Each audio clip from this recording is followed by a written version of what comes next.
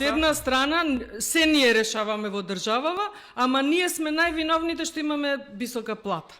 Народот живее во апсолутна сиромаштија. Повеќе од 500.000 луѓе живеат со помалку од $2 на ден. Како представници на народот, вие сте должни, согласно етика, морал и така натака, вие да се соживеете со народот, да видите народот како живее. Не може вие да бидете представници на народот, а да немате допир со реалност. Не може вие да знаете како живее човек со $2 на ден, ако зимате 3.000 евра плата, плюс патни трошкови. Народот во представничка демократија очекува неговите избрани представници да му ја разбере маката, а не ти како пратеник народот да ја разбере твојата мака. Ти многу си работела се и се што си правела, кога ќе излезете вие од тој филм дека вие сте бог и батине у држава, дека сте газди у држава, у кој филм влагате, вие сте ненормални комплет. Вие сте решавале за све у државата. Вие. Да не се тие даноци, ќе решавате вие ручкиот тупан. Ви сте мрдати комплет, бе. А оние луѓето што идат од најдалечните дестинации од Македонија да се лечат на клиника,